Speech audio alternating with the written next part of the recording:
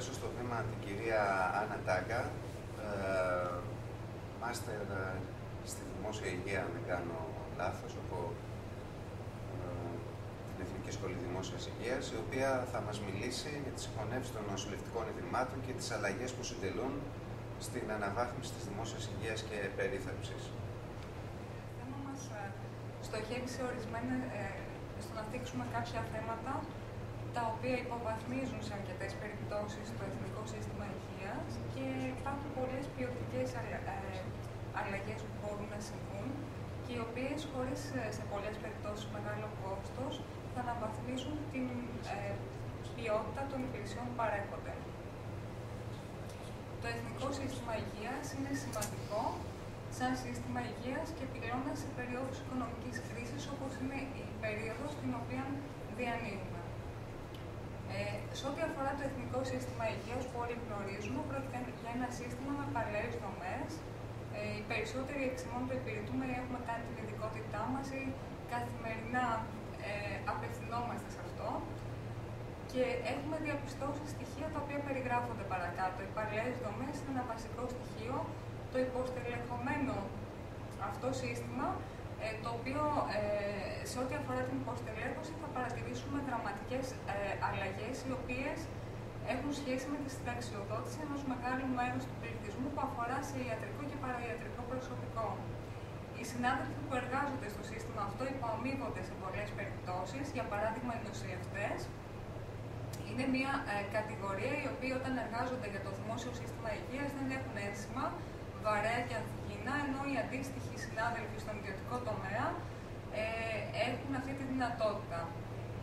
Σε ό,τι αφορά επίσης τις ηλικίες οι οποίες τελεχώνουν το Εθνικό Σύστημα Υγείας, έχουν γίνει διάφορες μελέτες οι οποίες αποδεικνύουν ότι πρόκειται για ανθρώπους οι οποίοι εργάζονται στο σύστημα από τις ιδρύσεώς τους σε ένα μεγάλο ποσοστό και είναι αυτοί τους οποίους συζητήσαμε και προσεχώς θα συνταξιοδοτηθούν σε αρκετές περιπτώσεις. Εγώ μάλιστα προσωπικά σε πολλές περιπτώσεις έχει τύχει να περιθάλψω νοσηλευτές οι οποίοι εργάζονται σε τμήματα αιχμής για πάνω από 25 χρόνια και αυτό σε αρκετές περιπτώσεις εκδηλώνεται με τερματολογικά νοσήματα, ειδικά σε ανθρώπους οι οποίοι έχουν ένα αίσθημα ευθύνης αυξημένο. Η γραφειοκρατική διοίκηση είναι κάτι το οποίο όλοι έχουμε διαπιστώσει. Γνωρίζουμε ότι σε λίγες περιπτώσεις συνεχιζόμενη εκπαίδευση είναι παρούσα, ειδικά σε ό,τι αφορά τα νοσοκομεία και δράσεις τα οποία τα ίδια προαγάγουν. Δεν λαμβάνονται υπόψη σε αρκετές περιπτώσεις οι μεταβολές του πληθυσμού, οι ανάγκες αυτού του πληθυσμού για την ανάπτυξη των νοσοκομειακών δομών. Τι θέλω να πω, σε αρκετές περιπτώσεις, πολλές πόλεις έχουν ένα νοσοκομείο παλιό, δίπλα φτιάχνουν ένα τεράστιο νοσοκομείο καινούριο, το οποίο σε ό,τι αφορά θέματα εξοπλισμού, είτε θα είναι πολύ σύγχρονο, αλλά σε ό,τι αφορά τη λειτουργία και τη στελέχωση με ανθρώπινο δυναμικό, περνάνε δεκαετίες με την επιτευχθεί ένα επίπεδο το οποίο δεν ανέρχεται πάνω στο 50% του αρχικού σχεδιασμού. Επίσης, θέλω να τονίσω ότι σε ό,τι αφορά και ένα σύγχρονο πανεπιστημιακό νοσοκομείο των Αθηνών, για παράδειγμα το Αττικό, το οποίο δημιουργήθηκε τα τελευταία χρόνια, υπήρξε παρούσα το 1993, νομίζω, στην Γενική Συνέλευση της Ιατρικής Σχολής, όπου ο Σουφλιάς, σαν υπουργός τότε παιδείας, είχε πει ότι θα κάνει ένα νοσοκομείο, το οποίο θα είναι στη Δυτική Αττική, η οποία χρειαζόταν αυτές τις κλίνες. Διαπιστώνω μετά από αρκετά χρόνια, σχεδόν 20 ετία, ότι είναι ένα νοσοκομείο το οποίο είναι σύγχρονο, αλλά έχει μείνει έξω από κάθε διασύνδεση σε ό,τι αφορά τη συγκοινωνία και την πρόσβαση των πολιτών, γιατί αυτό είναι το οποίο μας ενδιαφέρει σε αυτές τις υπηρεσίες υγείας. Δεν μπήκε σε κανένα σχεδιασμό που εξελίχθηκε τόσα χρόνια. Εγώ η ίδια προσωπικά, όποτε το έχω επισκεφτεί, καθημερινή Σάββατο σε πολλές περιπτώσεις, δυσκολεύτηκα στο να παρκάρω ή να έχω την πρόσβαση σε αυτό το νοσοκομείο. Φανταστείτε πόσο οι ασθενείς, πολλοί δε συνάδελφοι, έχουν πληρώσει αρκετές περιπτώσεις ακόμη και με τη ζωή τους στην εργασία επί πολλές ώρες και τις δυσκολίες που δημιουργούνται σε αρκετές περιπτώσεις.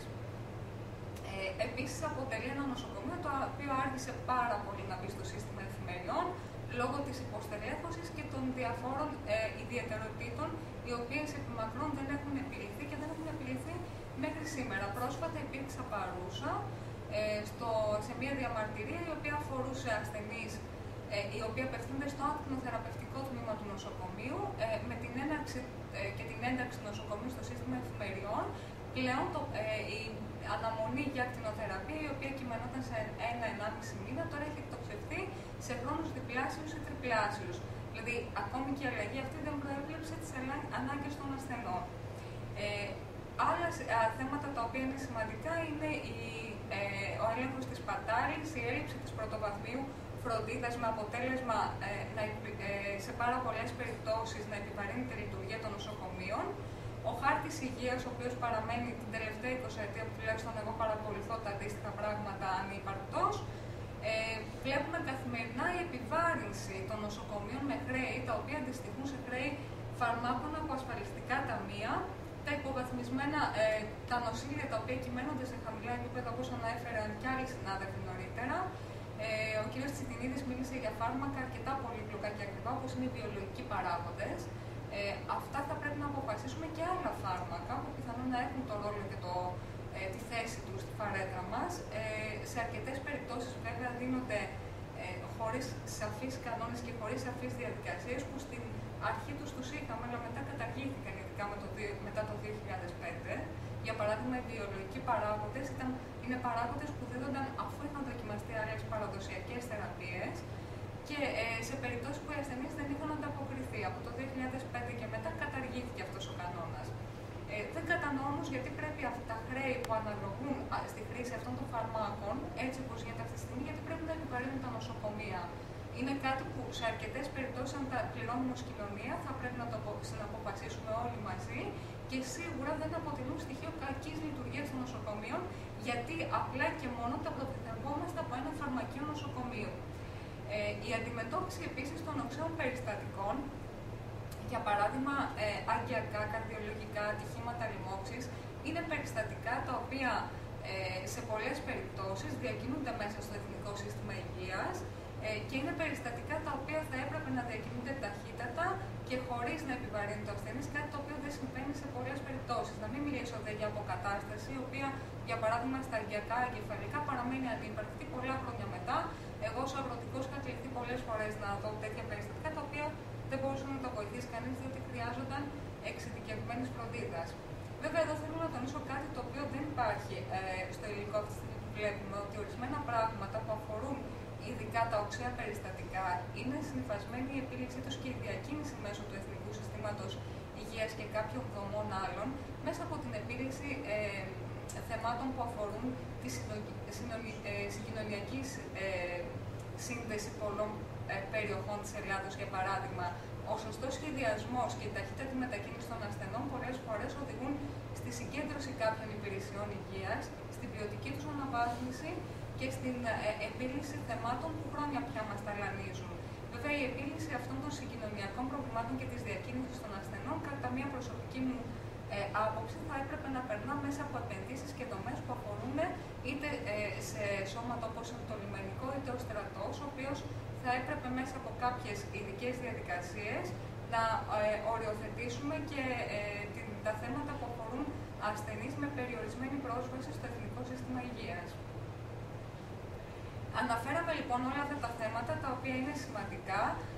Σε αυτή τη διαφάνεια θα μείνω μόνο στην στη μείωση του κόστου των φαρμάκων, την ηλεκτρονική συνταγογράφηση, η οποία επί δεκαετίες δεν μπορεί να ολοκληρωθεί. Νομίζω ότι είναι για σύγχρονες κοινωνίες όπως η δική μας και ζώντας στην κοινωνία της πληροφορίας, νομίζω ότι αυτά τα συστήματα θα πρέπει να ξεκινούν και να ολοκληρώνονται σε χρόνους ταχύτατους και θα εξοικονομήσουν πάρα πολλά χρήματα,